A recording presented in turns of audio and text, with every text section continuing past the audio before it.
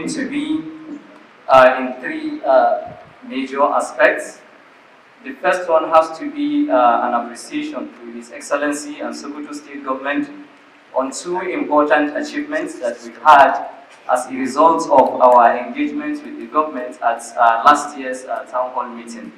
The first achievement is that for the first time in the history of Nigeria and in the history of any state government in Nigeria, Sokoto State became, to the best of our knowledge, the first state to allocate 15% to its 2022 budget.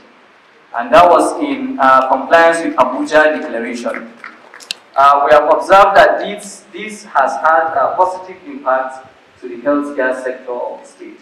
The second achievement is the signing onto the OGP, Open Government Partnership, that the Sokoto State Government has done, which is an international initiative that is to ensure transparency, accountability, and citizens' engagement in governance. And I would like to inform His Excellency that following that signing onto the Open Government Partnership, we have achieved the following. There have been several capacity building for civil society organizations and government MDAs in the state. There has also been a development of state action plan for Sokoto State government, and then also there has been engagement with civil society organizations to ensure continuity of the gains of sectors that the state government has achieved. To Sokoto State government, at least we have observed about 7 of them, which we believe, if they are supported, the IGR to the state is going to improve. I must mention also at this juncture that we have observed significant and tremendous improvement in the IGR of Sokoto State. We used to have less than 1 billion, but as the end of second quarter of this year, in our discussions and meetings with the SOIR, we observed that we have already reached about 23 billion naira generated within the Sokoto State and without hardship to the citizens of Sokoto State. And the other observation is, Your Excellency, sir, during the COVID-19 pandemic, there was another pandemic that came in, and that is gender-based violence. We observed that you single-handedly invited partners, Spotlight Initiative, to come into Sokoto State. They have done a lot. But it will interest His Excellency to note that these partners are rounding up. And we need to sustain the successes that we have recorded. Young boys and young girls are being sexually assaulted. And this is having impact to our society. The achievements of the Nana Khadija Center needs to be sustained. And we are pleading that support should be given to Nana Khadija Center and the Ministry of Women Affairs to respond to cases of gender-based violence. I would also like to call the attention of the government to the fact that our first quarter performance for 2022 budget is very encouraging. We had a performance of about 89% out of 100%, and it is very encouraging. In the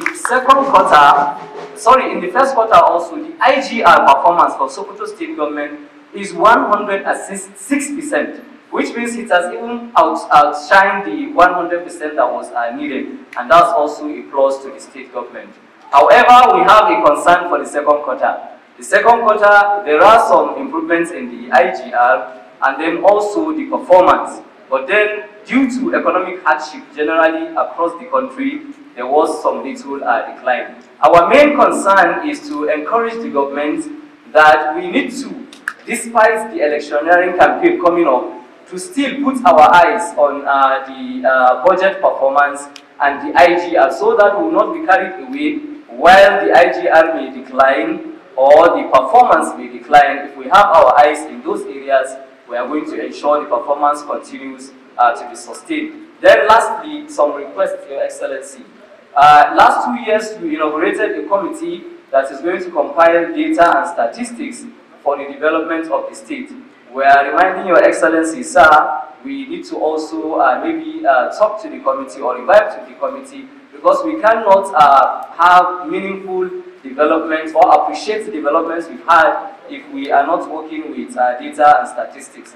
I would like to also request His Excellency, we've seen that you have given some autonomy to local government areas in Sokoto State, which is extremely encouraging. We request Your Excellency, sir, before leaving, to add to your successes that more autonomy, even if it's step by step as you've started, should also be given to the local government areas. And then on the final note, Your Excellency, sir, since 2015 and in 2019 elections, you made a pronouncement which has had impact in the whole of the country and which we have seen practical impact in the state. And that pronouncement is the pronouncement you made for violence-free elections.